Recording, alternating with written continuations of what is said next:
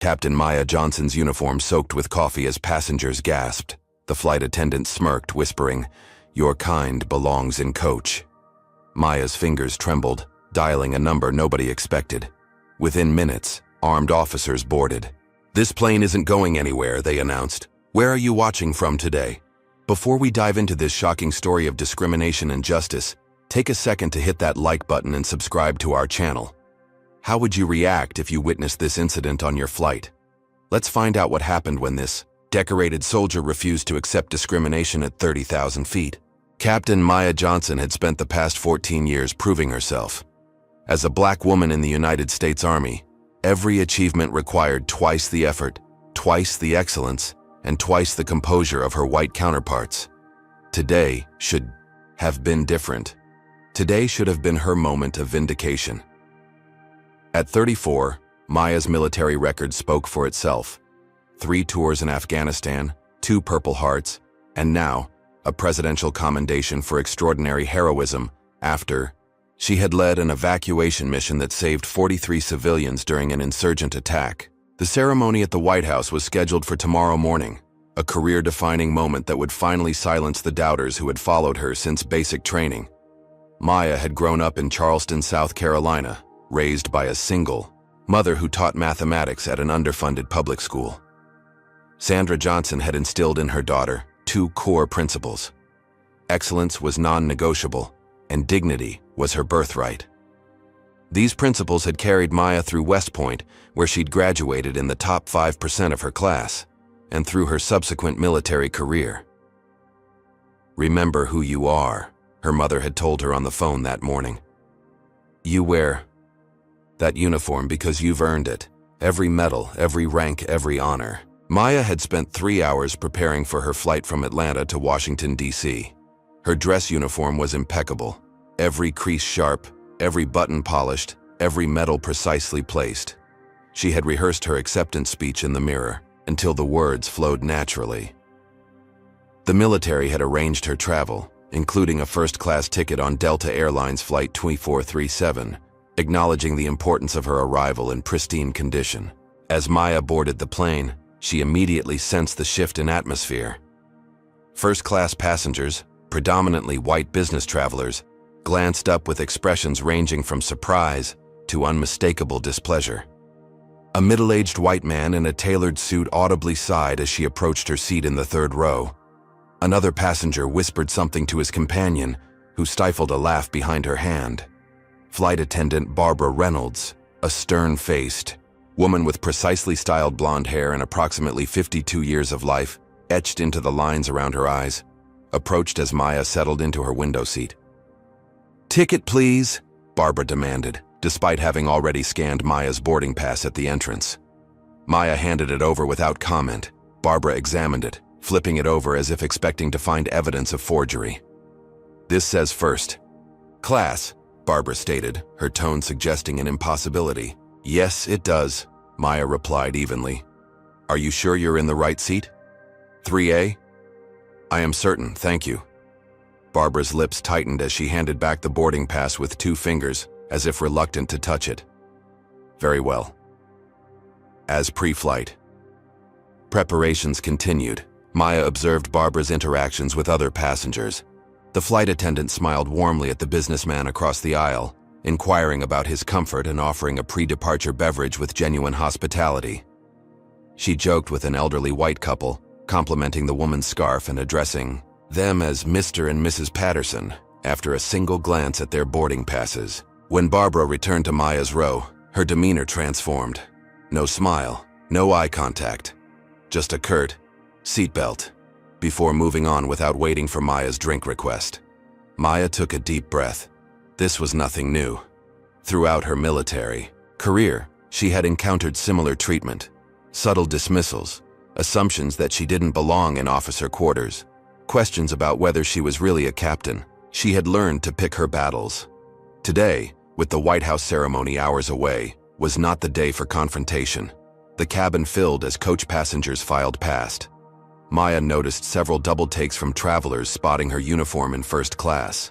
A young black woman in Air Force fatigues gave her a subtle nod of respect. Maya returned it, feeling a familiar pang of responsibility. Every Black service member carried the additional burden of representation, their individual actions scrutinized and extrapolated to reflect on all Black military personnel. As the boarding process neared completion, Maya realized she had been overlooked for the pre-flight beverage service. With a 5-hour flight ahead and her throat already dry from airport air, she pressed the attendant call button. Barbara appeared quickly enough to suggest she'd been watching for it. "Is there a problem?" Barbara asked, loud enough for nearby passengers to hear, implying that Maya was being difficult. "No problem at all," Maya replied with military calm. "I'd like a coffee before takeoff, please. Black, no sugar." Barbara's eyes narrowed imperceptibly. "We're about to close the cabin for departure." "There seems to be time," Maya observed, nodding toward another flight attendant still serving drinks 2 rows ahead. "Fine," Barbara said, walking away without another word. Maya turned to look out the window, focusing on her breathing. Just a minor unpleasantness, nothing worth disrupting her important day. The ceremony awaited. President Adams would shake her hand. Her mother would be watching. "Keep perspective," she told herself. When Barbara returned, she carried a steaming cup of coffee without a napkin or a saucer. As she extended it toward Maya, something shifted. Later, multiple passengers would debate whether what happened next was intentional or accidental. The coffee cup tilted. Scalding liquid cascaded directly onto Maya's immaculate uniform and lap. Maya gasped as the hot liquid seared through the fabric onto her skin. "Oh!" Barbara exclaimed with theatrical surprise. "How clumsy of me!"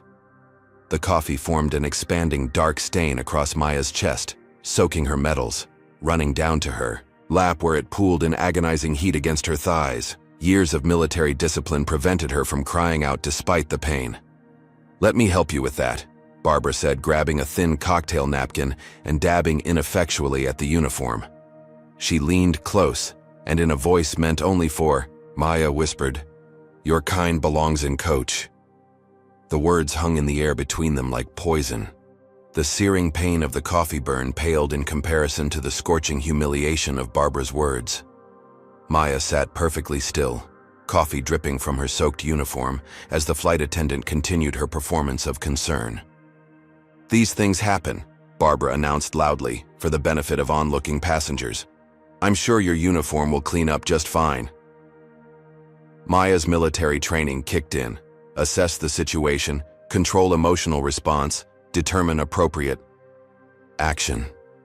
The coffee had soaked through her jacket, shirt, and pants, burning her skin underneath. Her carefully arranged medals were now stained and disarranged. The speech notes in her pocket were ruined. And more devastating than all of this was the deliberate nature of the assault and the racist sentiment behind it.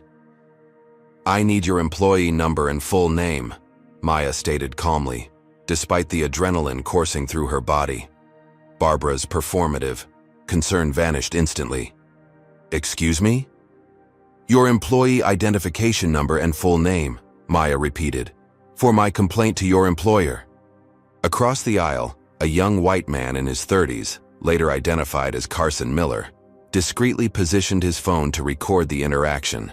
His marketing job had taught him to recognize significant moments as they unfolded, and his conscience wouldn't allow him to simply watch in silence. Barbara straightened, her face hardening. "Are you threatening me?" "I'm requesting standard information for a customer complaint." "You're being aggressive," Barbara said, raising her voice. "I've apologized for an accident, and now you're creating a scene." 2 other flight attendants approached, drawn by the commotion. Without asking what had happened, they flanked Barbara protectively. "Is there a problem here?" asked the taller one, a man with a military-style haircut and a name tag reading Kevin. "This passenger is being aggressive after an accidental spill," Barbara explained before Maya could speak. "That's not accurate," Maya began, but Kevin cut her off.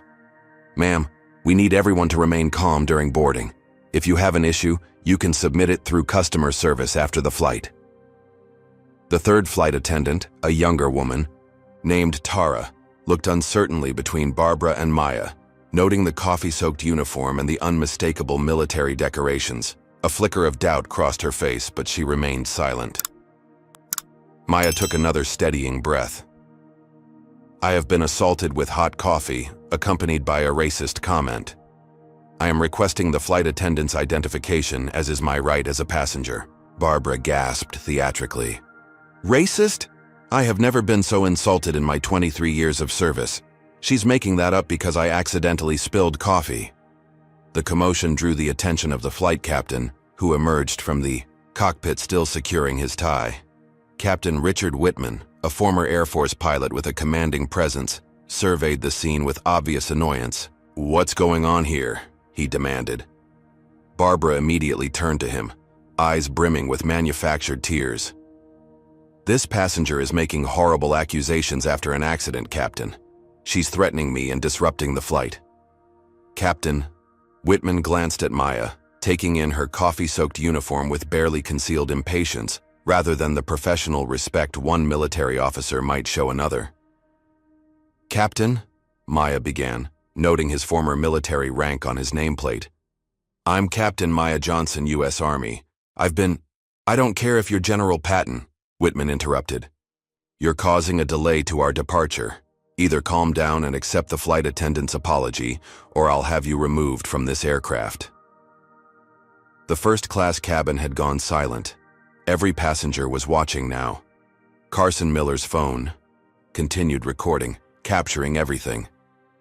Sir, Maya said, struggling to maintain her composure, your flight attendant deliberately spilled coffee on me and made a racist comment. I am exercising my right as a passenger to file a complaint.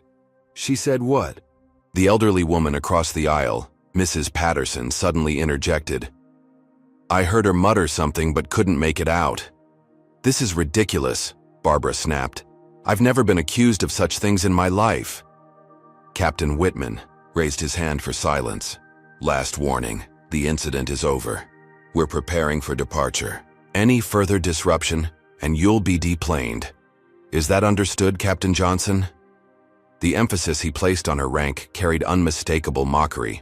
Maya felt a familiar sinking in her stomach, the realization that the system was once again aligning against her. Her perfectly planned journey to Washington was derailing before her eyes. The White House ceremony suddenly seemed in jeopardy, all because she had dared to request coffee while black in first class.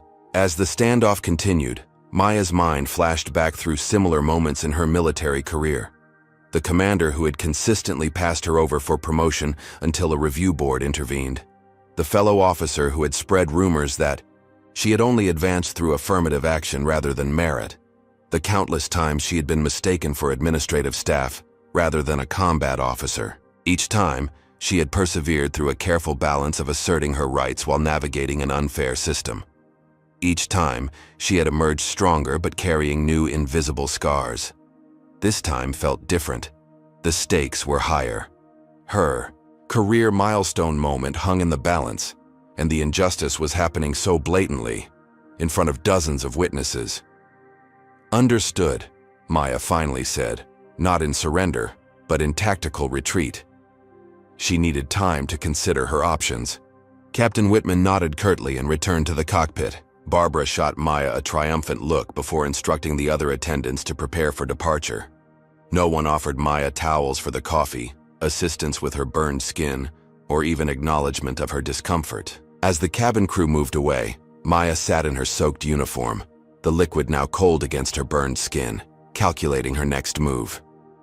The ceremony was less than 18 hours away. If she pushed further now, she risked removal from the flight and might not make it to Washington in time. If she remained silent, she accepted a humiliation that cut to the core of her identity as both a soldier and a black woman. The choice crystallized in her mind. This wasn't just about her anymore. Maya sat motionless in her coffee-soaked uniform as the flight attendants continued their pre-departure routine. Barbara moved through the cabin with deliberate normalcy, avoiding Maya's row entirely. The burning sensation on Maya's skin had subsided to a persistent sting, but the humiliation remained raw and immediate. Should she let it go? The rational part of her brain made the argument. The White House ceremony represented the pinnacle of her career. Was this incident, however unjust, worth jeopardizing that moment? She had endured worse discrimination and still accomplished her missions. Perhaps this was another test of her professionalism, her ability to prioritize duty over personal injury. But another voice, equally powerful, reminded her of her mother's words. Dignity is your birthright. Sandra Johnson had taught mathematics in segregated schools before integration, then in underfunded schools afterward. She had instilled in Maya the understanding that accepting injustice only ensured its continuation. Are you all right, dear? The gentle question came from Mrs. Patterson, the elderly white woman seated across the aisle. Her husband leaned forward with concern etched on his weathered face. That was no accident, Mr. Patterson said quietly. We both saw it. And we heard what she said to you, Mrs. Patterson added, her voice barely audible over the cabin noise. My hearing aid picks up more than people think. Maya nodded gratefully. Thank you. What will you do? Mrs. Patterson asked. The question hung in the air as the plane began pushing back from the gate. The window of decision was closing rapidly. Maya thought about her mother, who had marched for civil rights in the 1960s. She thought about the young black woman in Air Force fatigues, who had nodded to her during boarding. What message would her silence send? She thought about every black service member who would board a plane in uniform after her, and what treatment her acquiescence might normalize for them. What would you do if you were in Maya's position? Would you stay silent to avoid further conflict? Or would you stand up against this injustice even if it meant risking your career moment? Comment number 1, if you believe she should fight back, or number 2, if you think she should prioritize making it to her ceremony. Don't forget to hit that like button if you're invested in Maya's story. With steady hands that belied her inner turmoil, Maya reached for her phone. The flight attendants were still completing final checks and hadn't yet announced that electronic devices should be switched off. Instead of calling customer service as Barbara might have expected, Maya dialed a number few civilians would recognize, the Pentagon's direct line for senior officers facing emergency situations. This is Captain Maya Johnson, ID 857294, she stated calmly when the line connected. I need to speak with General Williams immediately. Carson Miller, still recording discreetly, raised his eyebrows at the unexpected development. This wasn't a complaint to airline management. This was something else entirely. After a brief authentication process, Maya was connected to General Elijah Williams, her commanding officer and mentor of 7 years. Maya, aren't you en route to Washington? The general's deep voice carried authority even through the phone's small speaker. Yes, sir. I'm on Delta Flight 2437 from Atlanta. There's been an incident. Maya proceeded to detail the events concisely. Her military training, evident in the precision of her report. She described the coffee assault, the racist comment, and the captain's threat of removal. You're in uniform? General Williams asked, though he already knew the answer. Full dress uniform, sir, for tomorrow's ceremony. And you're certain the action was deliberate? Without question, sir. There was a brief silence on the line. Maya could almost see the general's expression, the same one he wore when receiving intelligence about an imminent threat. Calculating, resolute. Understood, Captain. Remain in position. I'll handle this directly. The line disconnected. Maya lowered the phone just as Barbara approached, a manufactured smile stretching her lips. All electronic devices need to be turned off now, she said with exaggerated pleasantness, clearly aware that other passengers were watching. Of course, Maya replied, powering down her phone without breaking eye contact. Barbara's smile faltered slightly at Maya's calm compliance. She had expected continued resistance, not this composed confidence. As the flight taxied toward the runway, murmurs spread through the first-class cabin.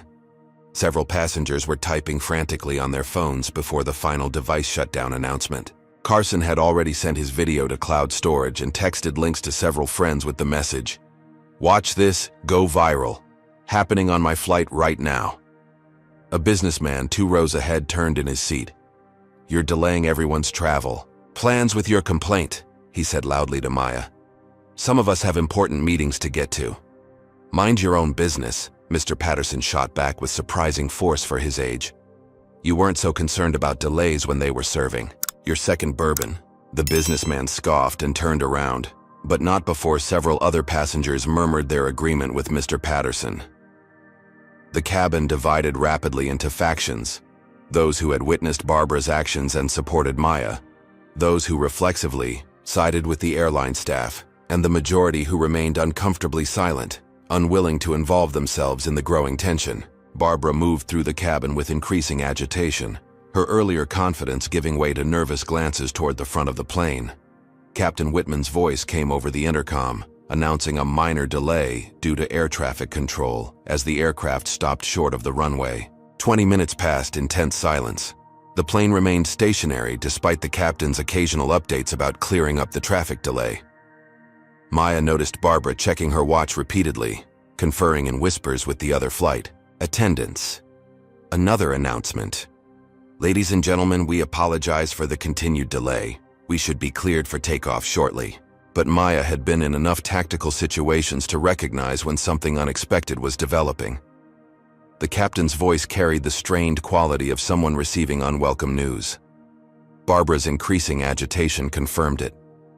15 minutes later, the truth became apparent. The plane began moving again, not toward the runway, but back toward the terminal. "This is your captain speaking," Whitman announced, unable to fully mask his anger. "We've been instructed to return to the gate for a security inspection. This is just a formality, and we should be on our way again shortly." Barbara shot a venomous glance at Maya, who maintained her composure, though her heart raced with uncertainty. She hadn't expected General Williams to intervene so dramatically or so quickly. What exactly had he set in motion? As the plane docked at the gate, the cabin door opened. Instead of the expected gate agents, 3 military police officers in full uniform boarded the aircraft. Behind them stood 2 men in suits displaying Department of Defense credentials. The first-class cabin erupted in confused murmurs. Barbara's face drained of color. "What's happening? Do you think Maya's call reached higher authorities than anyone expected? How far do you think this incident will go? Leave your predictions in the comments below and hit that subscribe button to see how this unfolds." The military police officers moved with practiced efficiency through the first-class cabin. Their presence transformed the atmosphere instantly. Passengers who had been vocal in their complaints fell silent. Those who had been scrolling through phones now stared openly. Barbara Reynolds stood frozen near the galley, her complexion ashen. The lead officer, a staff sergeant with Rodriguez on his nameplate, approached Maya's seat directly. Several passengers gasped, assuming she was about to be removed from the flight. Instead, Rodriguez stood at attention and addressed her formally. "Captain Johnson, ma'am." "Sergeant," Maya acknowledged. "Military protocol automatic despite the extraordinary circumstances. General Williams sends his regards, ma'am. Are you injured?" The question, asked with genuine concern rather than the dismissiveness she had received from the flight crew, nearly broke Maya's composure. "Minor burns, Sergeant. Nothing requiring immediate medical attention." Rodriguez nodded professionally while taking note of her coffee-soaked uniform. "Understood, ma'am." One of the DoD officials approached, introducing himself quietly as Special Agent Taylor. "Captain, we'll need a statement from you, but first we need to address the flight situation." The second military police officer approached Barbara, who had finally recovered enough to adopt an indignant expression. "What is the meaning of this? We have a plane full of passengers with schedules to keep." "Ma'am, I'm Corporal Wilson, United States Military Police. We need to speak with you and Captain Whitman immediately." "This is outrageous," Barbara sputtered. "You can't just board a commercial aircraft and—" "Actually, ma'am, we can," the second DoD official interjected smoothly. "Under federal aviation regulations and by direct authorization from the Department of Defense and Homeland Security. Now please accompany these officers to the jetway for questioning." Captain Whitman emerged from the cockpit, his face flushed with anger. "Who authorized this interruption to my flight?" Special Agent Taylor turned to him. "Captain Whitman, I presume. I'm afraid this comes from considerably above both our pay grades. The Secretary of Defense is personally interested in this matter." The color drained from Whitman's face.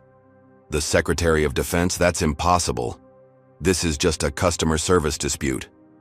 A United States Army officer in full-dress uniform, en route to receive a presidential commendation, was assaulted and subjected to racial discrimination on your aircraft, Taylor stated flatly.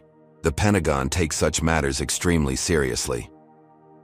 As this exchange occurred, Maya became aware of a commotion outside the aircraft. Through her window, she could see media vans pulling up near the terminal. Airport security personnel were establishing a perimeter. Her phone, which she had switched back on after the return to the gate, vibrated constantly with incoming messages.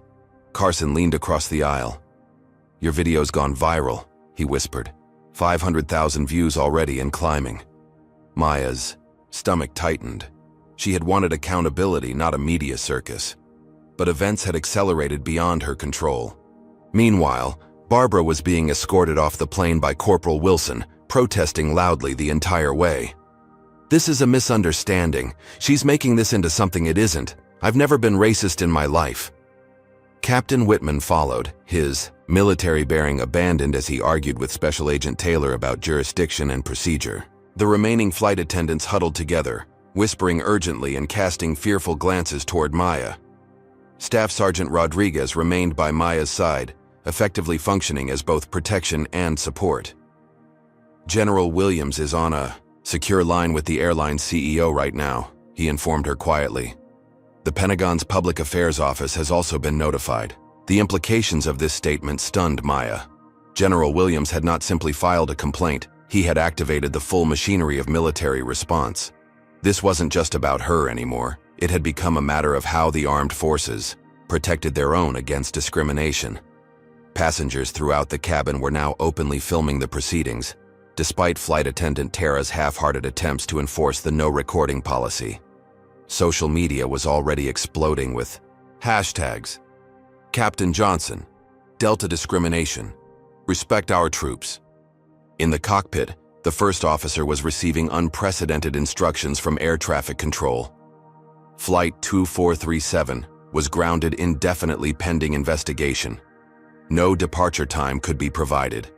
All passengers would need to deplane and be rerouted or accommodated. The announcement, when it finally came, triggered a wave of groans and complaints throughout the cabin. The businessman who had criticized Maya earlier was particularly vocal. "This is absolutely unacceptable. I'm missing $1 million meeting because of this nonsense." Mrs. Patterson turned in her seat to face him. "Young man, that officer has earned more respect in one day of her service than you'll command in your entire career. Show some decency." Her rebuke silenced him, and several nearby passengers nodded in agreement. The tide of public opinion within the cabin was shifting rapidly as the details of the incident spread from person to person. Outside the aircraft, the situation was escalating further. Delta's regional director had arrived at the gate, along with a hastily assembled crisis management team. They were greeted by not only DoD officials, but also representatives from the Department of Transportation's Office of Aviation Consumer Protection, who had been alerted by the Pentagon. Maya's phone rang. General Williams himself. "Captain Johnson," she answered formally. "At ease, Maya," came the general's reassuring voice.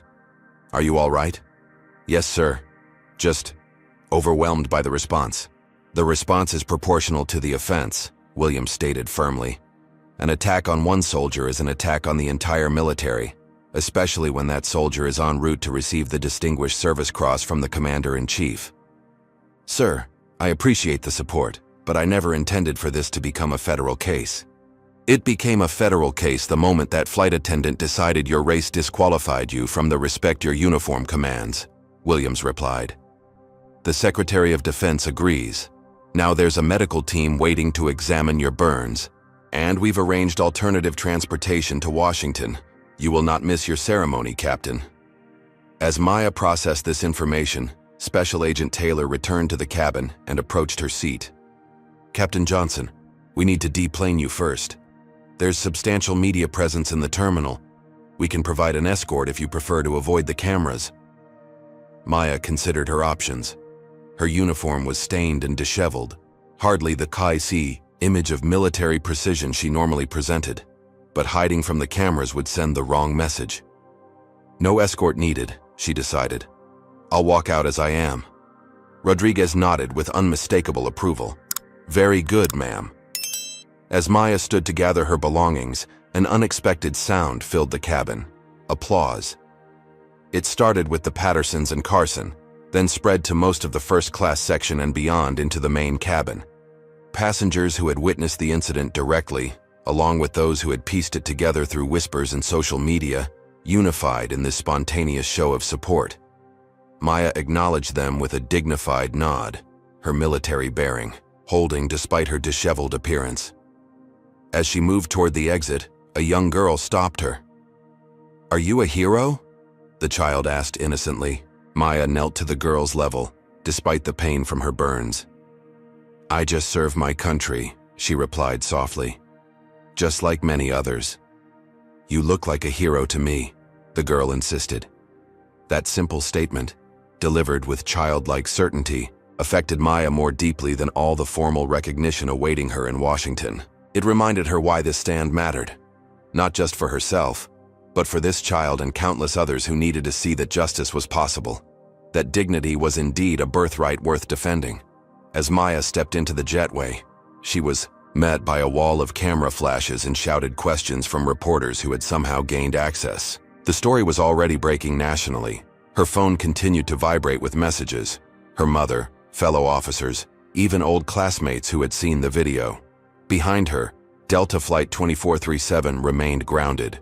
Before her lay an unexpected battlefield, in the ongoing struggle for equality, one where her training, courage, and principles would be tested in ways no military academy could have prepared her for. The terminal erupted into chaos as Maya emerged from the jetway. Camera flashes created a strobe light effect, while reporters shouted questions from behind a hastily established security perimeter. Airport staff struggled to maintain order as travelers stopped to witness the unfolding drama, many recording with their phones after recognizing Maya from the viral video. "Captain Johnson, how do you respond to Delta's initial statement claiming this was a simple misunderstanding? Is it true the Secretary of Defense personally intervened? What do you say to those suggesting you overreacted to poor customer service?" Maya maintained her military bearing, neither engaging with the questions nor appearing intimidated by the sudden spotlight. Staff Sergeant Rodriguez and his team formed a protective formation around her, guiding her toward a private airport lounge where a medical team waited. Meanwhile, on the grounded aircraft, the situation had transformed dramatically. The announcement that all passengers would need to deplane and be rerouted triggered a wave of frustration that initially focused on Maya, until Carson Miller stood up. "Before anyone blames Captain Johnson for your travel disruption," he announced, loudly, holding up his phone, "you should see what actually happened." He played his video at maximum volume, the sound carrying clearly through the hushed cabin. Barbara's whispered, "Your kind belongs in coach," was faintly audible, but unmistakable. The cabin erupted. Passengers who had been annoyed about their delayed travels now directed their anger toward the airline. A business traveler in an expensive suit who had previously complained about the delay approached the remaining flight attendants. "I fly over 100,000 miles annually with Delta, and I am appalled," he declared loudly. "Consider my company's corporate account under review." Outside the aircraft, Barbara Reynolds sat rigid in a private room, facing questioning from both airline, security, and federal officials. Her earlier indignation had collapsed under the weight of mounting evidence. The plane's security cameras had captured the coffee incident from multiple angles, clearly showing the deliberate nature of the spill. Carson's video provided audio confirmation of her racist remark. Worst of all for Barbara, airline officials had pulled her personnel file and discovered something damning: 7 previous complaints about discriminatory behavior toward minority passengers, all quietly buried by management. "Ms. Reynolds," the airline's hastily summoned legal representative began, "your employment contract includes a non-discrimination clause that you appear to have violated repeatedly." "Those were all misunderstandings," Barbara insisted, her voice wavering. "Passengers exaggerate when they don't get their way." 7 separate incidents is a pattern, not a misunderstanding, the lawyer countered. "And now we have video evidence." Barbara's face crumpled as the reality of her situation dawned. "Am I being terminated?" "That's the least of your concerns right now," interjected Special Agent Taylor. The Department of Justice is considering whether this incident constitutes a civil rights violation under federal law. In the airport's executive lounge, Maya sat stoically as a military physician examined the burns on her chest and thighs. Though painful, they were fortunately first-degree burns that would heal without scarring. More concerning to the medical team was Maya's elevated blood pressure and stress levels. "Captain, I strongly recommend postponing your ceremony until you've had proper rest," the physician advised. Maya shook her head firmly. "Not an option, doctor. Too many people have sacrificed too much to get me to this point." Her phone rang again. Her mother. Maya had been dreading this call, knowing Sandra Johnson would be both fiercely proud of her daughter's stand and deeply worried about the repercussions. "Baby, are you all right?" Sandra's voice carried the particular mixture of strength and concern that had guided Maya throughout her life. "I'm fine, Mom. Just some minor burns and a ruined uniform." "I'm not asking about your physical condition, Maya Elizabeth Johnson," her mother replied, using the full name technique that still commanded Maya's attention even in adulthood. "I'm asking if you're prepared for what comes next. You've just become the center of a national conversation about race and respect." Before Maya could respond, her secure line beeped with another incoming call. The White House military office. "Mom, I need to take this. I'll call you back." Across town, at Delta's Atlanta headquarters, CEO Richard Hayes was experiencing the worst day of his corporate career. What had started as a customer service incident was ballooning into a full-blown crisis. The company's stock had dropped 7% in 2 hours as boycott Delta trended nationwide. The Secretary of Defense had personally called to express his profound disappointment in the airline's treatment of a decorated officer. Thousands of military veterans were posting videos of themselves cutting up Delta frequent flyer cards. Hayes had immediately boarded a corporate jet to Atlanta from New York, determined to contain the damage. His PR team had drafted a standard corporate apology, but Hayes recognized that this situation demanded more. The racial element made this potentially explosive, and the military connection added another dimension entirely. "Get me on that base," he instructed his team as their car approached the airport. "I need to speak with Captain Johnson personally." Back in the executive lounge, Maya was speaking with the White House military office, which was rearranging her transportation to Washington via military aircraft. The presidential ceremony would proceed as scheduled, with additional security measures in place due to the media attention. Carson Miller had been escorted to the lounge as a key witness. His video had now reached 5 million views and was being featured on national news networks. "I never expected this to blow up so dramatically," he told Maya. "I just knew I needed to document what was happening." "Thank you for doing that," Maya replied sincerely. "Without your video, this would have been my word against hers." "Doesn't explain the military response, though," Carson observed. "That's what turned this from a viral moment to national news." Maya nodded thoughtfully. "The military takes care of its own. When they received word that an officer in uniform was being mistreated while traveling to receive a presidential commendation." She didn't need to finish the sentence. The implications were clear. This wasn't just about one black woman facing discrimination. It was about respect for the uniform, the chain of command, and the military's zero-tolerance policy for discrimination within its ranks, a policy they apparently expected civilian entities to honor as well. The lounge door opened, and Special Agent Taylor entered with news.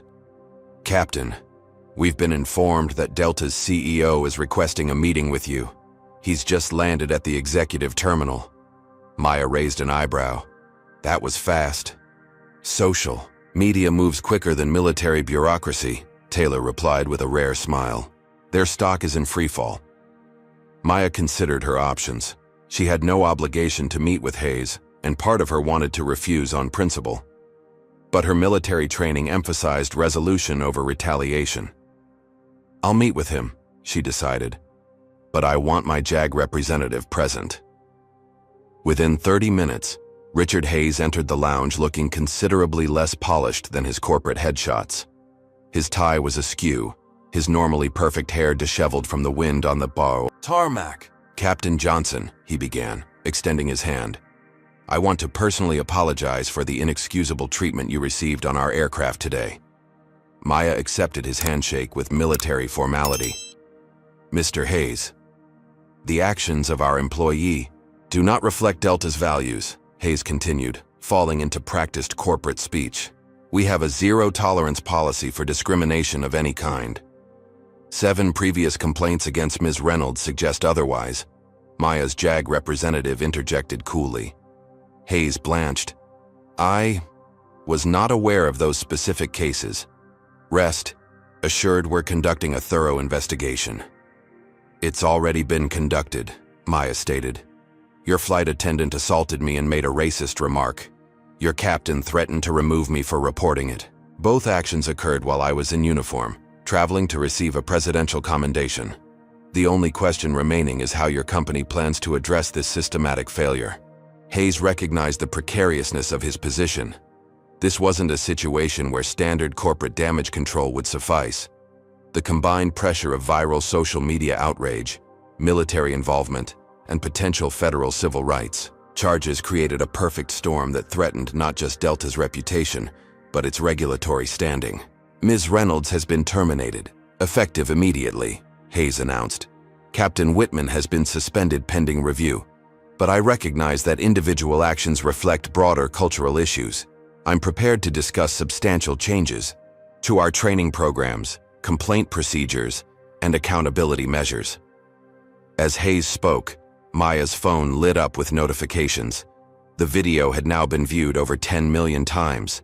Military service organizations were issuing statements of support. The story had evolved from a viral moment to a national conversation about respect, race, and the treatment of military personnel.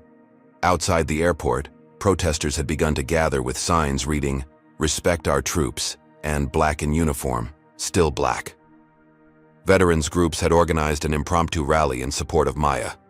What had begun as a personal humiliation was transforming into a movement. In Washington, congressional representatives from both parties were issuing statements condemning the discrimination and calling for hearings on consumer protection in air travel.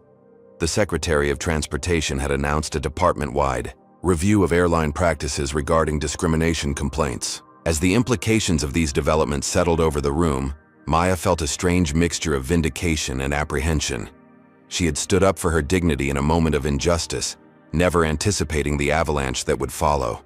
Now she found herself at the center of a national examination of how America treated its black service members, and by extension, all people of color who served their country while still facing discrimination.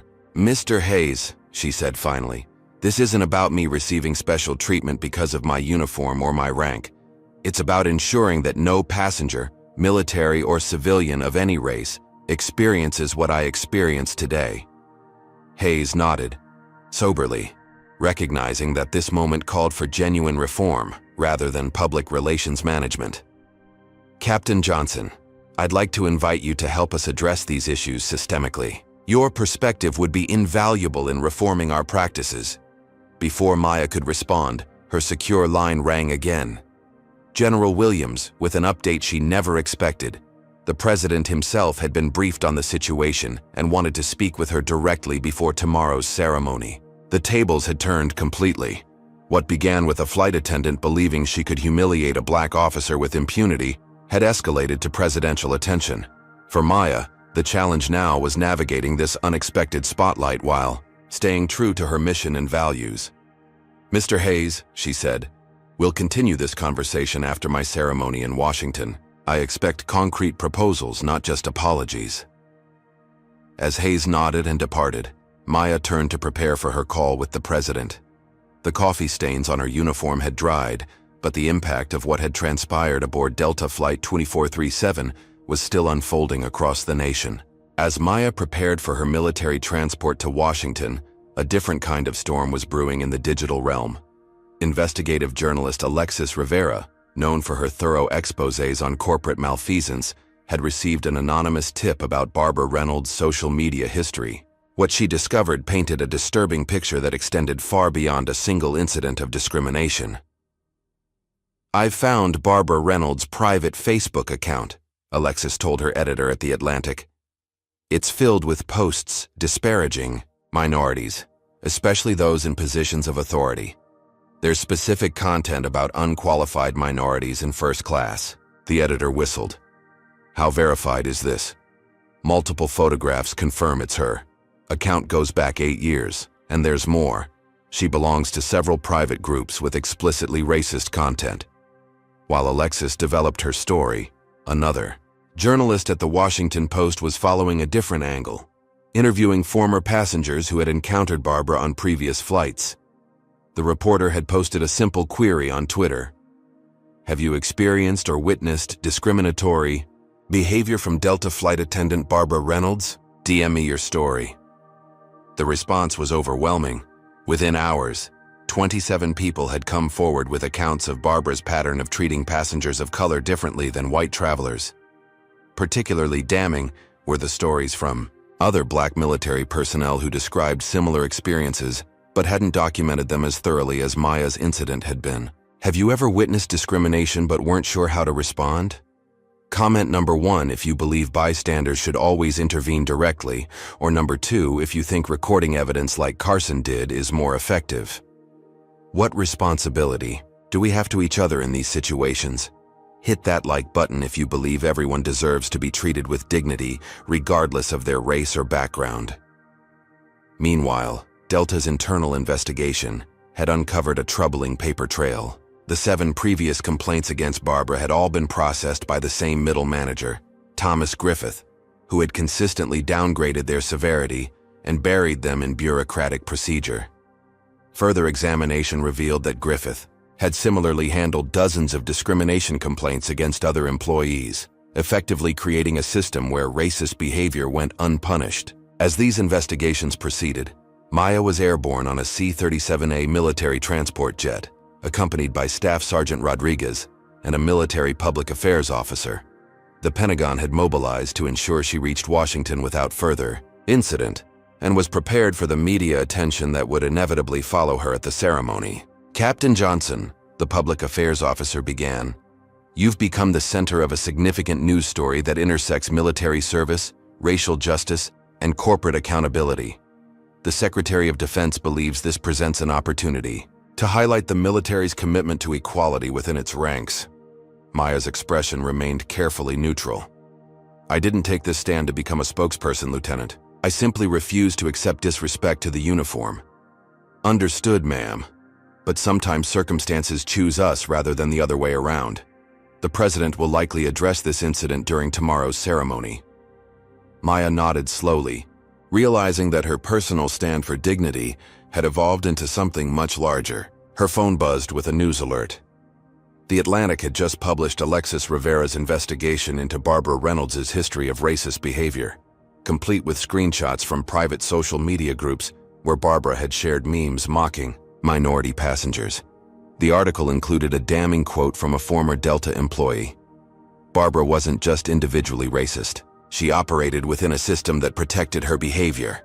Complaints were filed and ignored. Management knew and did nothing. This wasn't one bad apple.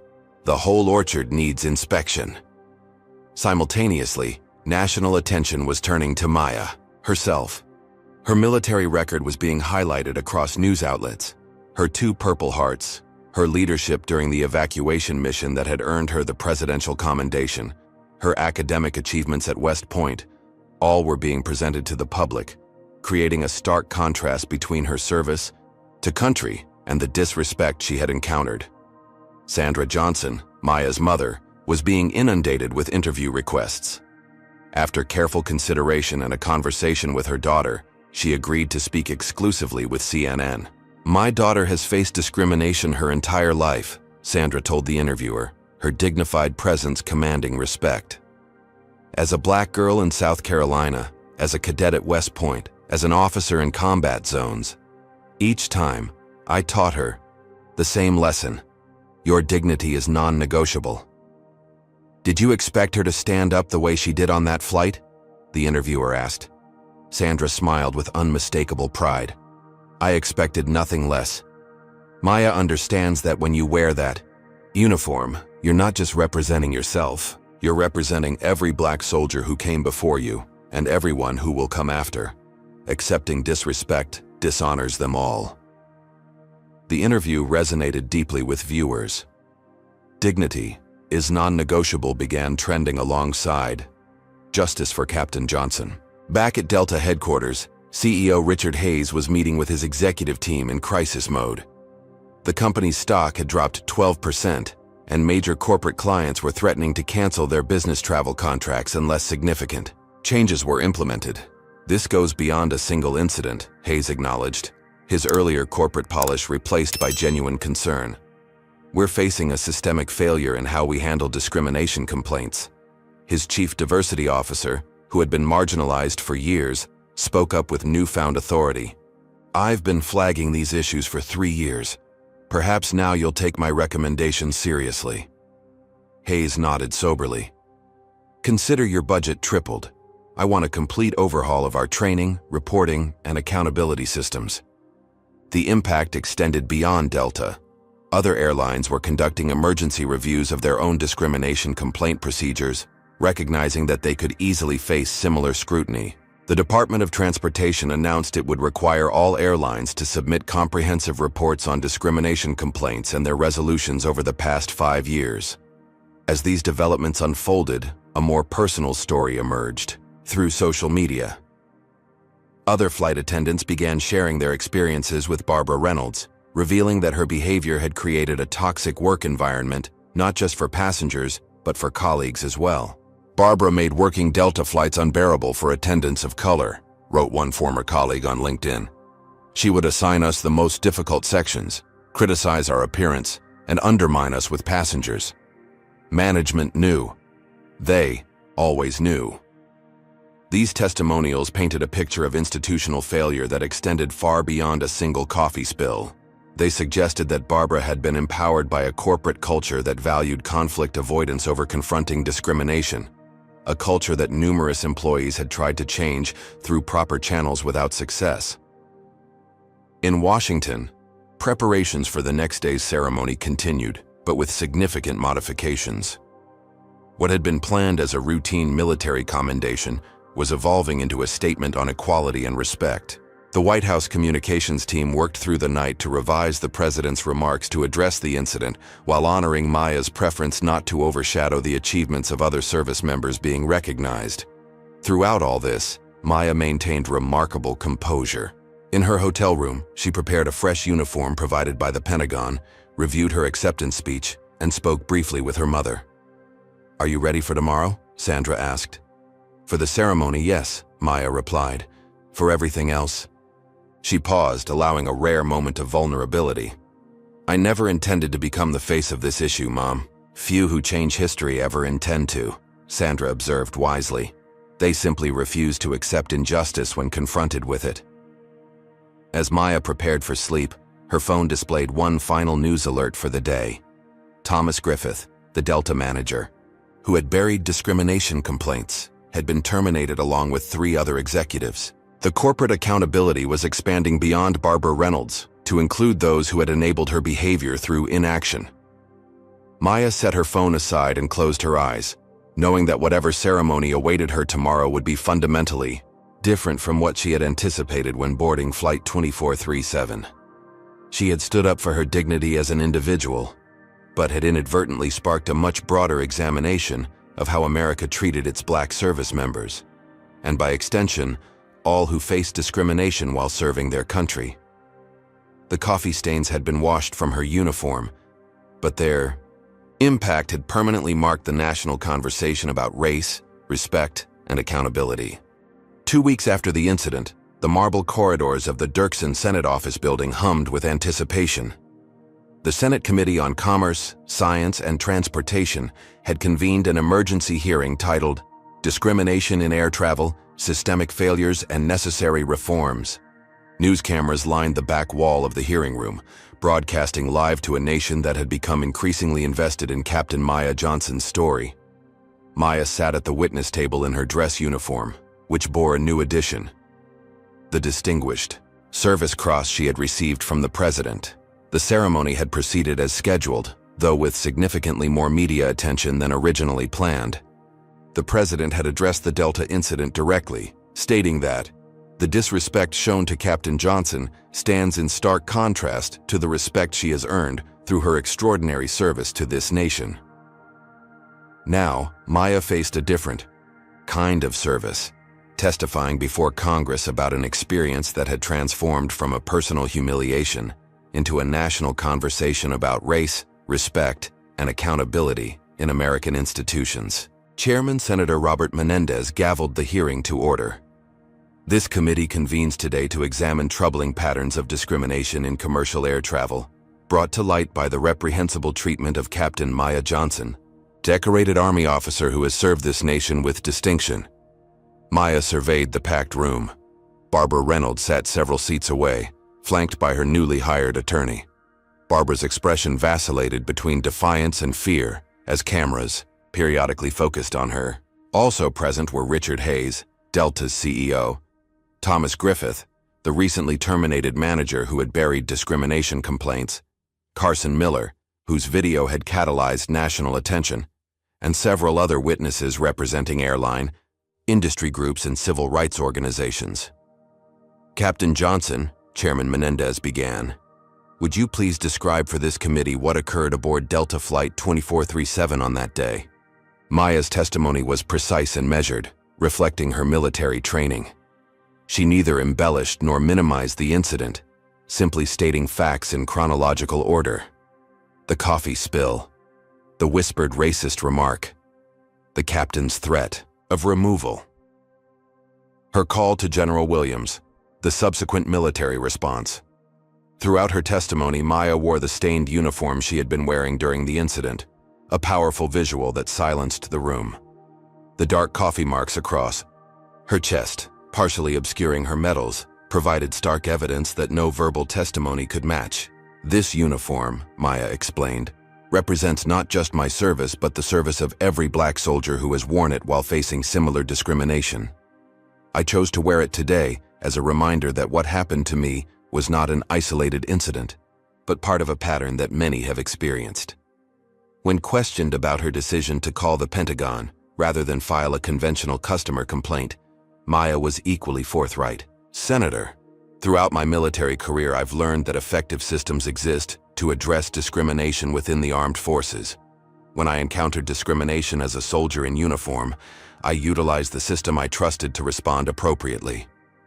Carson Miller's testimony followed, accompanied by his now famous video playing on large screens throughout the hearing room. The moment when Barbara whispered, "Your kind belongs in coach," was amplified for all to hear, leaving no doubt about the racial nature of the comment. I recorded this because I believed what I was witnessing was wrong, Carson stated simply. I didn't know Captain Johnson. I didn't know her rank or her accomplishments. I just knew that a human being was being treated with contempt based on the color of her skin, and I couldn't remain silent. When Barbara Reynolds was called to testify, the contrast with Maya's composure could not have been more stark. Barbara appeared defensive and agitated, frequently contradicting herself under questioning. Ms. Reynolds, Senator Tammy Duckworth, herself a decorated combat veteran, began, "Do you deny making the statement captured in Mr. Miller's video?" I don't recall exactly what I said in the heat of the moment, Barbara hedged. The video clearly captures you saying, "Your kind belongs in coach." What did you mean by your kind? Barbara shifted uncomfortably. I meant military personnel should be in coach, not first class. A murmur ran through the room at this obvious falsehood. Senator Duckworth, who had lost both legs serving in Iraq, fixed Barbara with a steady gaze. Ms. Reynolds, I am also military personnel. Would you consider me my kind as well? Barbara's facade cracked. This is unfair. One mistake in 23 years of service and my life is ruined. According to Delta's internal investigation, Senator Duckworth continued, there were 7 previous complaints of discriminatory behavior filed against you. Do you consider those mistakes as well? Barbara's attorney intervened, requesting a brief recess, which the chairman granted. When the hearing resumed, Barbara appeared more composed but no less defensive. I acknowledge that I made an inappropriate comment, she conceded, reading from prepared notes. I was under significant stress that day, but I categorically deny that I am racist or that my actions reflect a pattern of discrimination. This carefully worded non-apology prompted Senator Cory Booker to intervene. Ms. Reynolds, The Atlantic published extensive documentation of your participation in social media groups that shared racist content. Do you deny that participation? Barbara's prepared statement had not anticipated this question. Those were private groups, she protested. My personal views have nothing to do with my professional conduct. Your personal views included posting memes mocking black passengers in first class, Senator Booker pressed. How can you claim those views didn't influence your professional conduct toward Captain Johnson? As Barbara struggled to respond, Thomas Griffith's testimony provided perhaps the most damning indictment of the systemic nature of the problem. Under intense questioning, Griffith admitted to burying dozens of discrimination complaints not just against Barbara, but against multiple employees. It was considered more efficient to manage these complaints internally rather than escalate them, he stated mechanically. More efficient for whom? Senator Maria Cantwell demanded. Certainly not for the passengers experiencing discrimination. Griffith hesitated before answering. For the company, discrimination investigations hurt morale and create liability. So Delta's official policy was to protect employees who discriminated rather than passengers who experienced that discrimination. It wasn't official policy, Griffith hedged. It was understood practice. CEO Richard Hayes, testifying last, appeared genuinely chastened by the proceedings. Gone was the corporate polish of his earlier statements, replaced by what seemed like authentic contrition. What happened to Captain Johnson reflects failures at every level of our organization, Hayes acknowledged. From individual bias to management indifference to corporate policies that prioritized conflict avoidance over justice. We are committed to fundamental reform. Hayes then outlined Delta's newly announced Comprehensive Accountability Initiative, mandatory bias training for all staff, an independent review board for discrimination complaints, transparent reporting of complaint resolutions, and a zero-tolerance policy for discriminatory behavior with clear consequences. As the hearing concluded, Chairman Menendez asked Maya for final thoughts. Captain Johnson, beyond the specific reforms discussed today, what message do you hope the American people take from your experience? Maya considered the question carefully before responding. Senator, I believe most Americans want to live in a country where a person is judged by their character and contributions, not by their race. What happened on that flight reveals how far we still are from that ideal. But the response, from Mr. Miller's decision to record, to the military's swift intervention, to this very hearing, gives me hope that we are moving toward a time when dignity truly becomes non-negotiable for all Americans. The hearing room erupted in applause, a rare occurrence in congressional proceedings. As Maya gathered her materials to leave, she noticed Barbara watching her from across the room. Their eyes met briefly, and Maya saw something unexpected in Barbara's expression. Not remorse exactly, but perhaps the beginning of recognition, an uncomfortable confrontation with the consequences of one's actions and the belief system that enabled them.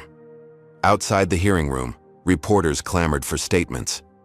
The story continued to evolve from an individual incident into a national examination of accountability, respect, and the systems that either enable or prevent discrimination in American institutions. For Maya, the most powerful moment came when a young black girl approached her with a handmade card. "Thank you for standing up," the child said simply. "I want to be brave like you when I grow up."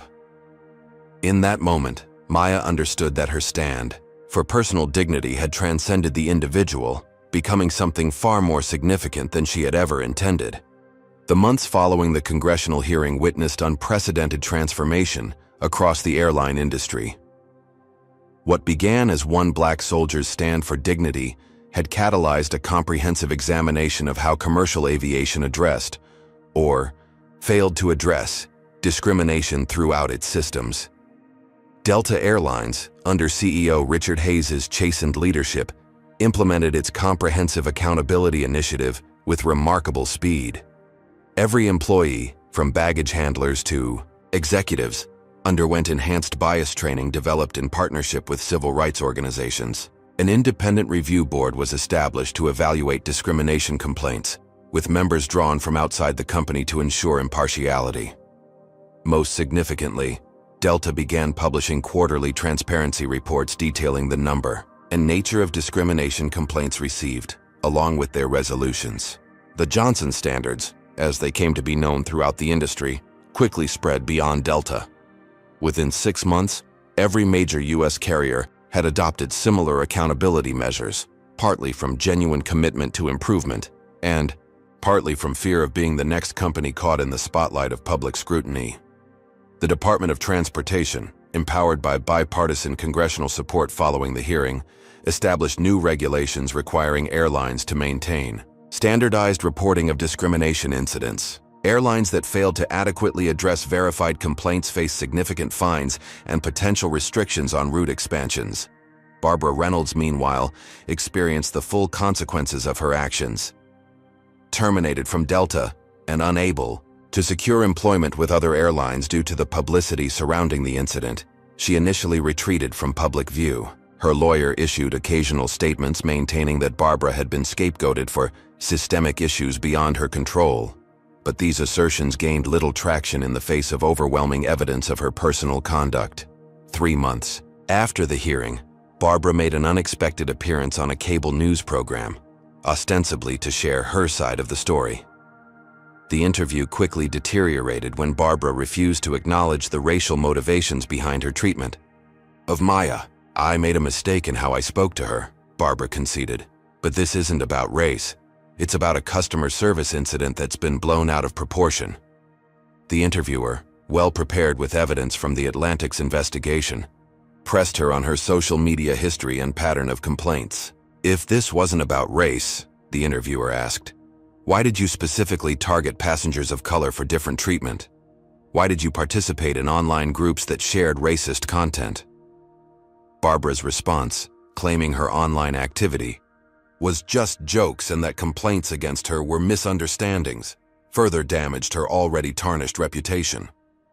By refusing to acknowledge the racial bias underlying her actions, she inadvertently provided the public with a case study in how prejudice often operates, through denial, deflection, and refusal to examine one's own behavior honestly.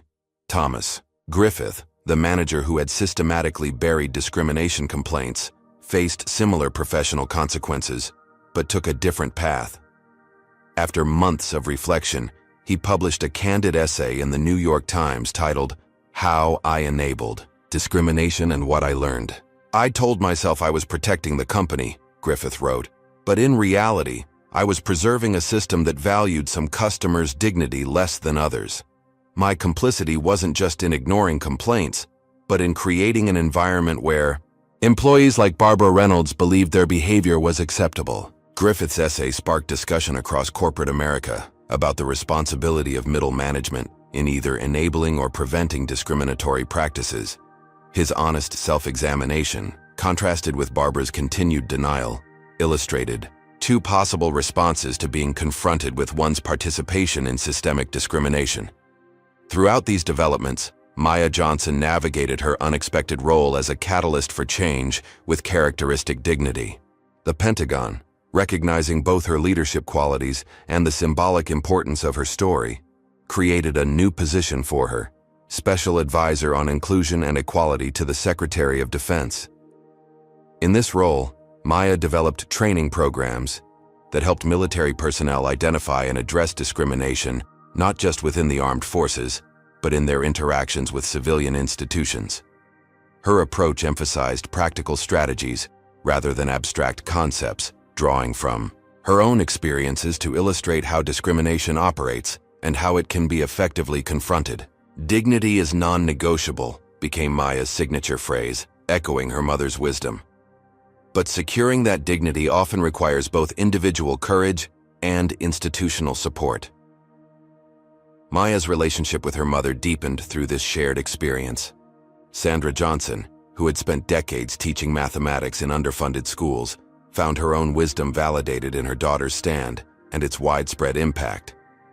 "You've always been good at calculating trajectories as an artillery officer," Sandra told Maya during a quiet dinner at home. "But this time, you calculated the trajectory of justice, and it's hitting targets you never even aimed for." The elderly couple from the flight, Mr. and Mrs. Patterson, transformed their spontaneous support for Maya into organized action. They founded the Airline Passengers Advocacy Group, which quickly grew to over 100,000 members. The organization developed a mobile app that allowed travelers to report discrimination incidents in real time, creating accountability through transparency. Carson Miller, whose video had been the catalyst for national attention, received the Witness Courage Award from the National Civil Rights Museum. In his acceptance speech, he addressed the importance of active allyship. "I didn't do anything extraordinary," Carson insisted. "I just refused to be a passive bystander to injustice. That's not heroism, it's the minimum requirement of citizenship in a democratic society." 6 months after the incident, Maya received an unexpected letter.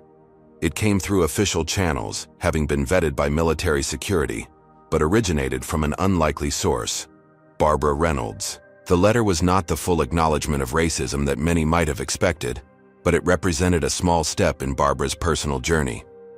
"Captain Johnson," it began, "I have spent months angry about the consequences I've faced, believing myself to be unfairly treated. Recently, I began working with a therapist who has helped me see that my focus on my own losses has prevented me from truly understanding the harm I caused you. While I am still working to understand all the factors that influenced my behavior that day, I want to acknowledge that my actions were wrong and that you deserved better treatment. This is not a request for forgiveness, just an acknowledgement of truth." Maya responded with characteristic grace, neither dismissing Barbara's limited acknowledgement nor pretending it erased the harm caused.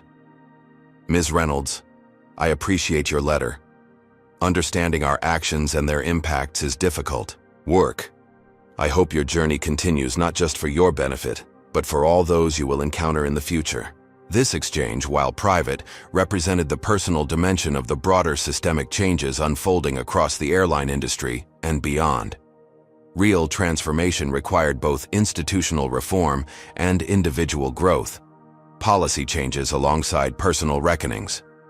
As the one-year anniversary of the incident approached, the Johnson Standards had expanded beyond airlines to influence customer service policies in hotels, restaurants, and retail establishments. The simple principles of accountability, transparency, and zero tolerance for discrimination provided a framework that organizations could adapt to their specific contexts. For Maya, the most meaningful indicator of impact came not from corporate policy changes or congressional hearings, but from the letters she received from other service members of color. They shared their own experiences of discrimination and described how her example had empowered them to stand up for their dignity. "Before I saw what happened to you," wrote one young Army lieutenant, "I accepted disrespect as the cost of wearing this uniform while black. You showed me that dignity and service are not contradictory but complementary. My uniform deserves respect, and so does the person wearing it." These messages confirmed what Maya had come to understand throughout this unexpected journey. Her stand on Delta Flight 2437 had never been just about one coffee spill or one racist remark. It had been about affirming a fundamental principle that extended far beyond her individual experience. That dignity, indeed, was non-negotiable, not just for decorated officers, but for every person. 1 year to the day after the incident on Delta Flight 2437, Maya Johnson stood in the East Room of the White House for the second time. The gold braid on her dress uniform caught the light as she waited for the ceremony to begin. Unlike her first visit to receive the Distinguished Service Cross, today's event had been planned with her story at its center. President Adams had invited Maya to witness the signing of the Commercial Transportation Equality Act, legislation that codified many of the Johnson Standards into federal law. The bill, which had passed with rare bipartisan support, established uniform requirements for how transportation providers address discrimination complaints, mandated transparency in reporting, and created significant penalties for non-compliance. The East Room buzzed with an unusual mix of attendees. Congressional leaders who had championed the legislation stood alongside civil rights activists who had been fighting for such reforms for decades. Military officers in dress uniforms mingled with airline executives who had implemented voluntary reforms ahead of the legislation.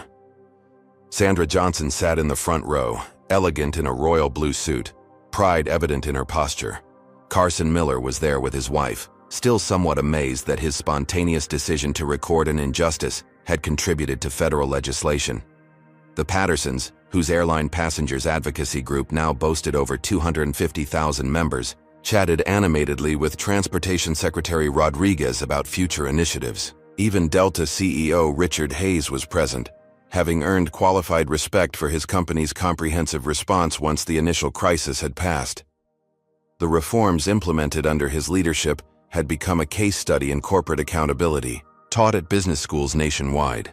Conspicuously absent was Barbara Reynolds. Despite multiple attempts by journalists to secure an interview about the legislation's impact, she had maintained her privacy in recent months. Reports suggested she had moved to Arizona and was working in a non-customer-facing role at a small company, gradually rebuilding her life away from the spotlight. As the Marine Band played "Hail to the Chief," President Adams entered the East Room. Following the formal introduction, he approached the podium and began his remarks.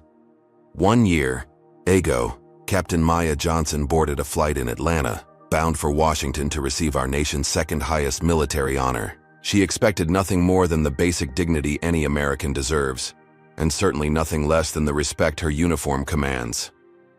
The president paused, his gaze finding Maya in the front row. What happened next revealed both the persistent reality of discrimination in our society and the possibility of meaningful change when we confront that reality honestly. Captain Johnson's courageous stand that day has transformed how we understand accountability in public accommodations. Adams continued, detailing the legislation's provisions and acknowledging the collaborative effort that had brought it to fruition. He emphasized that the law represented not just regulatory requirements, but a reaffirmation of core American values. The right to be treated with dignity regardless of race, religion, gender, or background isn't a partisan issue. It's a human issue. It transcends political divisions because it speaks to who we aspire to be as a nation. After the formal signing, the president invited Maya to the podium. This had not been part of the planned program, and Maya felt a momentary flutter of nervousness, a rare sensation for someone who had remained composed under enemy fire. Taking a deep breath, she approached the microphone. The East Room fell, silent in anticipation.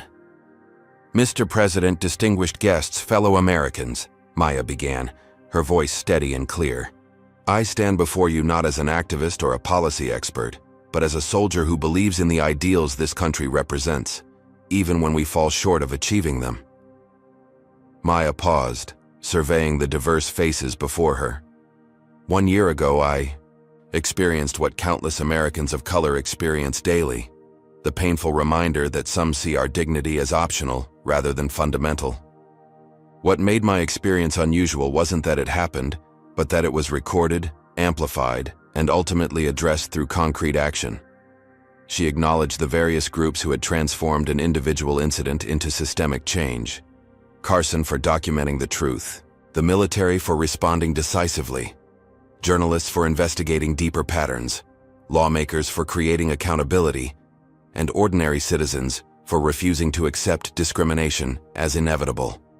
I wear this uniform because I believe America's founding promise that all people are created equal is worth defending, even when our nation struggles to fulfill that promise. The legislation signed today represents progress not because it solves the problem of discrimination, but because it acknowledges that problem requires deliberate, structured, and transparent solutions. Maya's gaze found her mother in the front, drawing strength from Sandra's steady presence. "My mother taught me that dignity is non-negotiable. Today we have taken a step toward making that principle real in the everyday experiences of all Americans. But laws alone cannot transform hearts and minds. That work belongs to each of us, in our daily choices to recognize and respect each other's humanity." As Maya concluded her remarks, the East Room erupted in sustained applause. President Adams embraced her before presenting her with the ceremonial pen used to sign the legislation. Following the ceremony, Maya found herself surrounded by well-wishers, but her attention was drawn to a familiar face, approaching hesitantly from the periphery. Captain Richard Whitman, the pilot who had threatened to remove her from Flight 2437 a year earlier. Whitman had been suspended after the incident, then reinstated following completion of Delta's enhanced training program. Unlike Barbara, he had publicly acknowledged his failure to properly investigate the situation and had become an advocate for reform within the airline. "Captain Johnson," he said, extending his hand, "I owe you an apology that's been a year in coming. I failed to show you the respect you deserved, both as a passenger and as a fellow officer." Maya accepted his handshake. "We all have our moments of testing, Captain Whitman. What matters is how we respond to them." "I've been speaking to pilot groups about what I learned," Whitman explained, "about how authority without accountability becomes something dangerous." Their conversation was interrupted by Sandra Johnson, who had navigated through the crowd to reach her daughter. "Mom," Maya said, embracing her. "Everything I said up there came from you." "No, baby," Sandra replied, her eyes bright with emotion. "You took what I taught you and amplified it beyond anything I could have imagined. That's what each generation is supposed to do, take the wisdom they're given and expand it." As the reception continued, Maya received a discreet message from General Williams. The Secretary of Defense wanted a word in the Blue Room. Excusing herself, Maya made her way through the White House corridors, reflecting on the improbable journey. From that coffee-soaked moment on Flight 2437 to this historic day, the Secretary greeted her warmly. "Magnificent speech, Captain. But I didn't call you here for congratulations. I called you because we've been discussing your future. Sir, your work as special advisor has transformed how the military addresses discrimination, both internally and in our interactions with civilian institutions. The President and I believe you're ready for a more significant role." The Secretary outlined a new position being created: Director of the Office of Inclusive Excellence within the Department of Defense, with the rank of Brigadier General. The promotion would make Maya one of the youngest generals in the Army and place her at the forefront of military policy on equality and inclusion. "This isn't because of what happened on that flight," the Secretary emphasized. "It's because of how you've transformed that experience into institutional wisdom that strengthens our armed forces." As Maya processed this unexpected development, her phone vibrated with a message. It was from Carson Miller, still at the reception. "Turn on the news when you get a chance. Something big just broke about Barbara." Later that evening, in the privacy of her hotel room, Maya watched the breaking news story. Barbara Reynolds had given her first full interview to a major network. Unlike her previous defensive appearances, this interview showed a woman who had undergone significant reflection. "I spent months angry at Captain Johnson for what I lost," Barbara explained on screen. "My job, my reputation, my sense of self. It took intensive therapy for me to understand that my losses were the consequence of my actions, not her response to them." The interviewer pressed her. "Are you acknowledging that your treatment of Captain Johnson was racially motivated?" Barbara's discomfort was visible, but she did not deflect. "Yes," she admitted finally. "I carried biases I didn't want to acknowledge. I treated black passengers differently, especially those I perceived as being out of place in first class. I told myself it wasn't about race, but the evidence of my pattern is undeniable."